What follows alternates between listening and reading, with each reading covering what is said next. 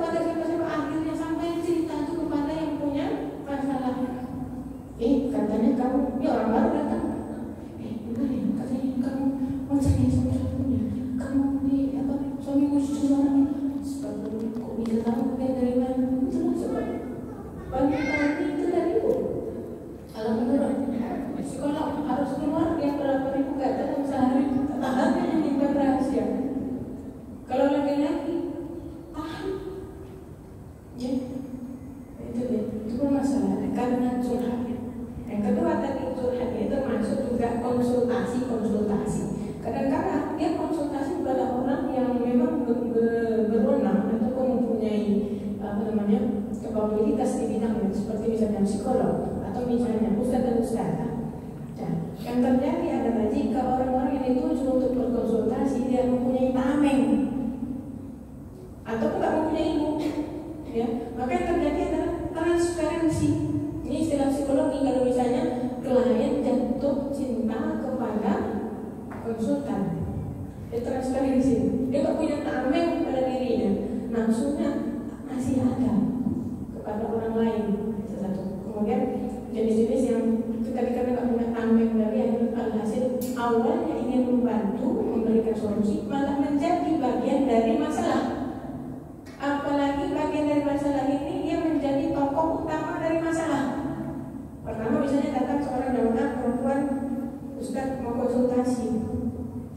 Ini masalahnya begini, jamaah perempuan curhat ke ustadz, itu salah. Kalau bertanya tentang hukum fikih boleh, hukum syariah boleh, tapi kalau curhat kayak rumah tangga, cinta, itu semuanya yang ke Pak Ustadz. Curhatnya ke ustazah. Ustazah itu kalau dia menerima curhat dia begini, harus siap menerima pahitnya curhat itu, pahitnya saran dan masukan dari seorang ustazah. Jangan mau mendengar yang enak-enaknya aja, terima yang pahit-pahitnya juga, yang realistisnya, yang sesuai dengan realita dan fakta. Harusnya begini, harus diterima. Jadi curhatlah dengan ustazah untuk awal. Kalau laki-laki, jangan laki-laki silakan curhat dengan ustaznya. Apa buatnya curhat dengan ustazah? Salah tempat. Nah, jadi perlu dilihat tempat curhat. Hati-hati betul. Belajar belum? Bahkan di masa berlalu ya. Baik, ini juga. Jangan menjadi pusat dari masalah. Hati-hati betul curhat ini tadi. Kadang juga kalau tidak usah takut tempat curhatnya, yaitu siapa? Kawan sendiri itu tadi, ya. Dia pula yang menjadi pusat masalah. Awalnya dicurhati, walhasil dia pula yang menjadi jatuh hati kepada si pencurhat. Misalnya kawan di kantor, sahabat dia tapi laki-laki, ya, dia curhat tentang keluarganya, tentang suaminya. Yang teman laki ini pun jatuh cinta kepada kawannya ini. Dia pula yang mau menggantikan suami kawannya. Karena ya, hati-hati betul. Nah, untuk masalah ustaz ini pun hati-hati juga. Ada seorang ustaz mengatakan kepada saya, ustazah, apa ustaz? Musibah kepada dia. Apa ustaz? Banyak kali yang mau curhat sama saya, banyak pula pertanyaan, disuruh nulis pertanyaan, tulisnya apa? Ustaz boleh nggak saya jadi istri Ustaz? Padahal jelas dia tahu sudah berisi Ustaz ini. Itu bahaya, ya. Termasuk tahbib kan? Kalau kamu minta Ustaz itu datang langsung istrinya, itu sahabat yang bermuruah, yang bermarwah. Anak istrinya, ustazah, saya mau, bisa nggak saya jadi istri kedua? Tapi dia sudah mengatakan secara tepat, dia nggak menganggap ustaznya, ya, seperti itu. Jadi banyak kadang orang-orang yang ini jemaah-jemaah yang biasanya seperti ini. Ada yang dikatakan, saya meminjam istilah beberapa orang, salah satunya yang saya baca di tulisannya Ustaz Muhammad Fauzul Azim, puber hijrah. Ada namanya puber hijrah. Istilahnya hijrah dia menjadi Islami dari tampilan, yaitu jilbabnya panjang dan sebagainya. Dia curhat kepada Ustaz. Tetapi apa? Pubernya pada masalah penampilan saja, tidak masuk Islam, istilahnya Islamnya jadi dia bertobat, kemudian penampilannya diperbaiki, tetapi tidak ada, belum sampai pada tahap level hijrah pada lisan dan pemikiran, pola pikir. Jadi apa yang dikatakan orang-orang akhirnya jadinya apa? Seolah-olah ada kata-kata pelakor syariah, padahal nggak ada pelakor syariah. Dia mukanya aja kayak gitu juga panjang, bahkan pakai cadar dan kayak gitu, dia rambutnya sombong seperti itu. Sebenarnya nggak ada nama pelakor syariah, karena nggak bisa dicantumkan, dihubungkan pelakor dengan syariah. Pelakor itu bagian daripada tahbib itu dosa. Ya, kemudian syariah itu bebas murni daripada segala bentuk kemaksiatan yang buruk-buruk. Nggak bisa dikatakan seorang pelakor syariah, nggak ada, nggak bisa, nggak matching. Ya, cuma yang terjadi adalah ini tadi, over hijrah ini tadi. Dia semangat hijrahnya tinggi, tetapi tidak diiringi dengan lisan dan pola pikir, sehingga itu yang terjadi, curhat-curhat kepada ustaz, kemudian dia jatuh cinta, ustaz pun juga nyambut. Siapa yang tak bergetar hatinya? Kalau misalnya datang seorang perempuan misalnya cantik, ya cantik, datang kepada ustaz, tidak ada pula orang ketiga di dalam pembicaraan tersebut. Biasanya lewat apa yang ketiga, yang sendiri-sendiri? PA, DM, inbox, ya, nah itu. Bergetar, tiba ustaz yang paling cantik orang yang datang. Ya, tolong jangan berikan cobaan kehidupan kepada ustaz. Ya, jaga marwah kita, seperti itu ya. Baik, kembali kepada masalah tahbib ini sudah menjadi peringatan bagi laki-laki. Ya, bagi laki-laki sudah menikah ataupun belum harus hati-hati. Di dalam hadis Nabi besar Muhammad SAW mengatakan, "Laisa minna," tidak ada, dia tidak bagian kita, bukan golongan kami. Laisa minna man khabbaba, siapa yang mentahbib, siapa yang melakukan tahbib imra'atan ala zawjiha, terhadap seorang perempuan sehingga dia melawan suaminya. Dari riwayat Abu Dawud. Jadi begitu. Ini sebenarnya tentang tahbib ini hitobnya, istilahnya panggilannya kepada laki-laki. Jadi laki-laki ini jangan sampai membuat kerusakan rumah tangga orang, membuat tahbib terhadap seorang istri orang lain sehingga rusak rumah tangga.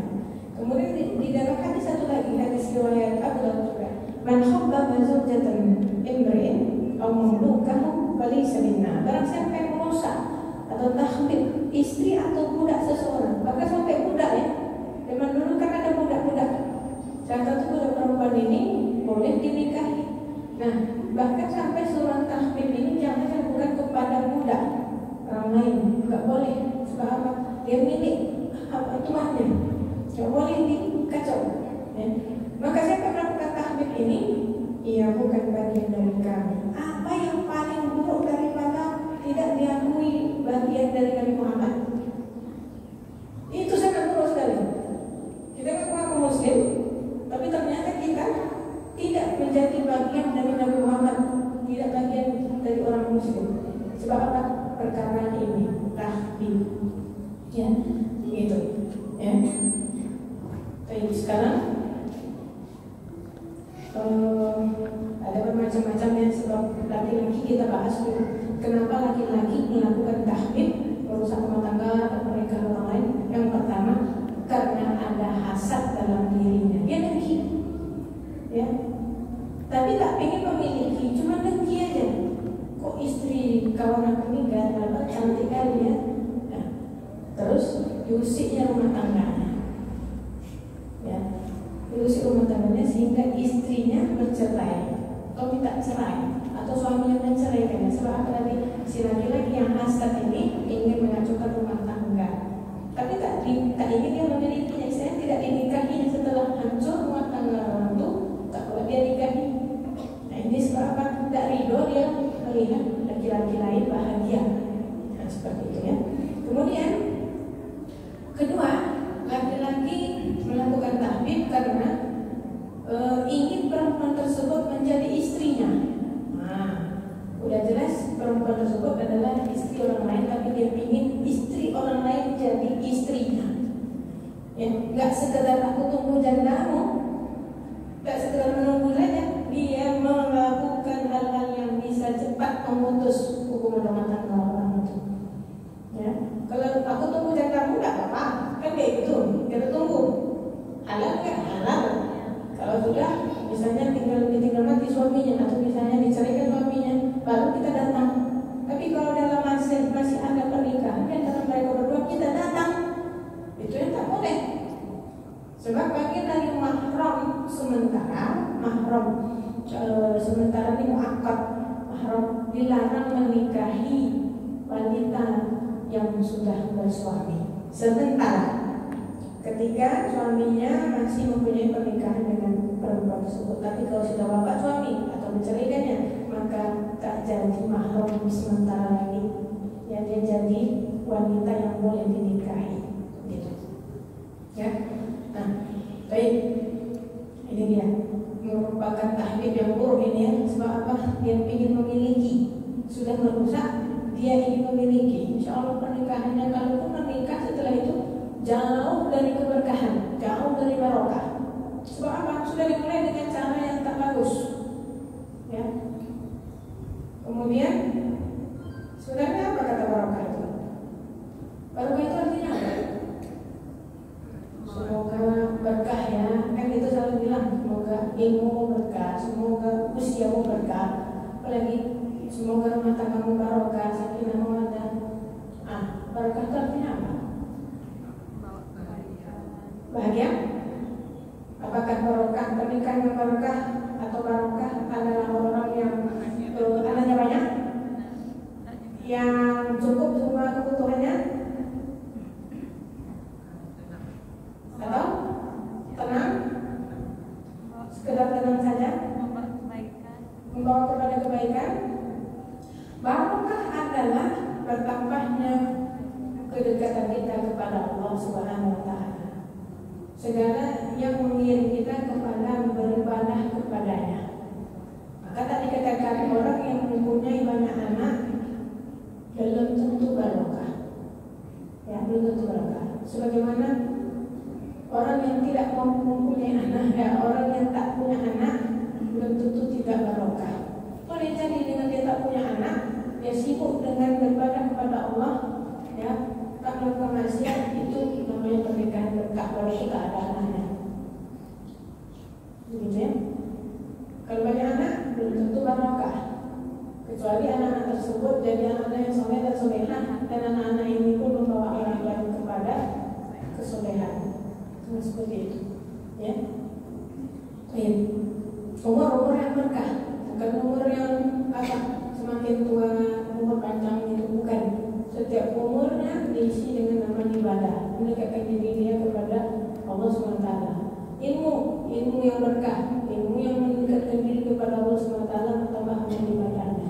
Seperti itu, ya. Jadi itulah barokah, segala yang menambah kedekatan kita kepada Allah SWT.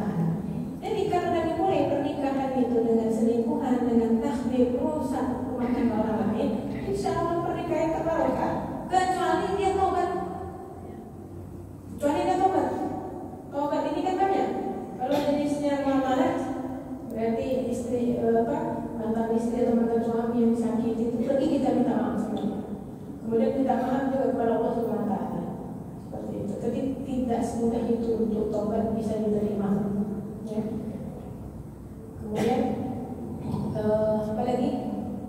Yang ketiga, sebab dari kenapa laki-laki mau tahdir, ya? Karena gak mampu mengendalikan hawa nafsunya.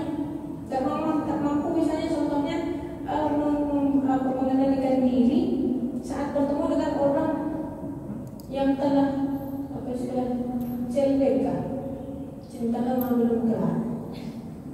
Pergi dia ke reuni-reuni, ya, jumpa dia dengan mungkin bisa dikatakan boleh mantan pacar atau mantan PDKT-nya atau mantan yang dia suka. Istilahnya bukan masalah bertepuk tangan. Ada yang kalau pacaran kan berarti bertepuk tangan, ya, tapi nggak berjodoh gitu. Itu mantan yang bertepuk dua tangan. Ada yang mantan bertepuk bersebelah tangan. Maksudnya apa? Dia suka, tetapi tidak disambut.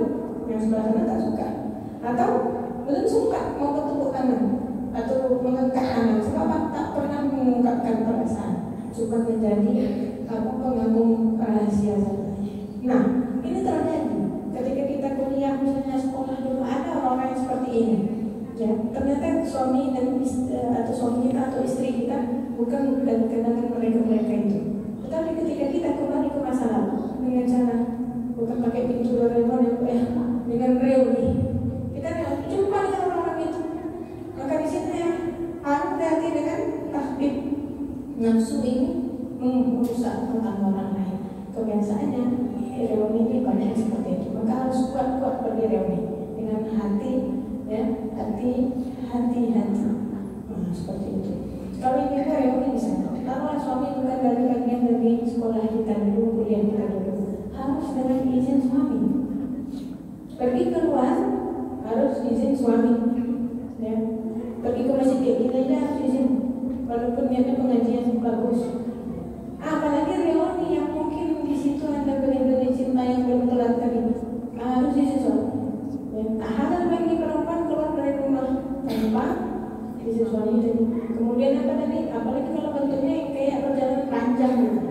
Tak halal bagi perempuan keluar dari rumahnya lebih dari 3 hari tanpa mahram. Nah, misalnya kalau pergi reuni yang 3 hari lebih itu, misalnya pergi ke Sumbar dengan kawan-kawan kampus masa lalu itu, pastikan kalau nggak bawa mahram harus dapat izin dari suami tadi. Kemudian kalau nggak bawa dia juga, pastikan aman dari bahaya dan fitnah. Bahayanya dari segi misalnya transportasinya aman nggak, atau dalam perjalanannya selamat dari rampok dan bahaya lainnya nggak, dan selamat dari fitnah. Fitnah ini kalau kita udah tahu kita bahwasanya kita punya masa lalu dengan orang-orang yang akan kita temui itu potensi fitnahnya besar. Maka apa? Fitnah itu bukan cuma hanya diomongin saja, tetapi juga apa? Masalah apa? Fitnah itu dalam bahasa artinya ujian. Ujian apa? Bergetar hati ini lagi misalnya berjumpa dengan cinta lama. Maka sebaiknya kalau reuni itu tak putus suami. Ya, kalau kita lihat tahu ada potensi-potensi fitnah berbahaya, ya, bawa suami itu lebih selamat. Begitu juga ngotot ibu, ikut juga reuni suami. Bawa aku pak. Ya pak ini suami saya, ini istri saya. Perlu. Ya, maka ada beberapa ustadz itu kalau pergi dakwah keluar kota, salah satu ustadz Ahmad Sarwan itu pernah mengatakan dia harus syaratnya adalah bawa istrinya. Dia sendiri yang mengasih syarat itu, bukan istrinya bawa. Syarat yang dia apa?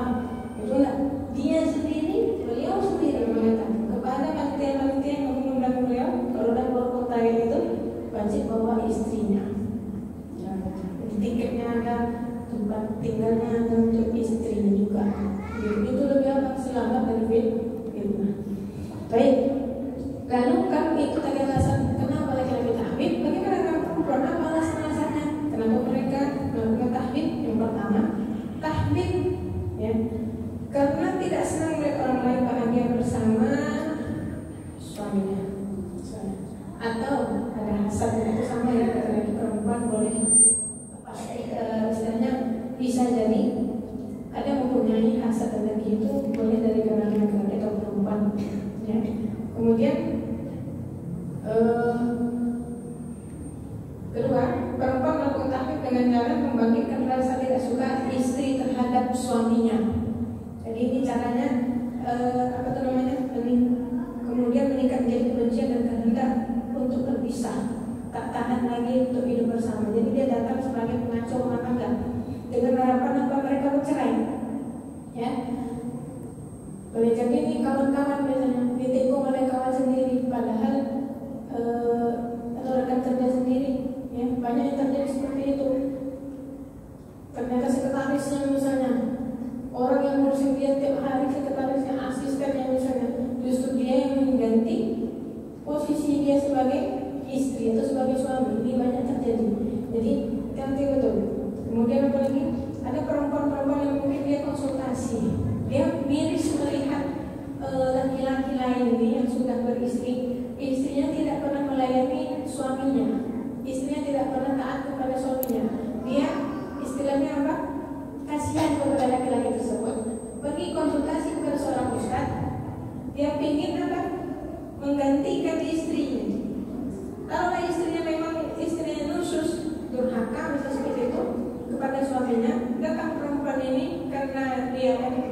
empati ya kepada sama laki-laki ini, biarlah aku jadi istrinya. Tak boleh. Kalau ada cinta apa dulu kisah film apa kemarin tuh, menjandakan istri ke apa dengan cara menikahi janda. Itu tuh ada juga apa namanya kemarin kisah itu filmnya, cinta surga yang tak dirindukan ya. Itu jadi saya tuh membantu seorang perempuan yang lemah, tapi dengan cara apa?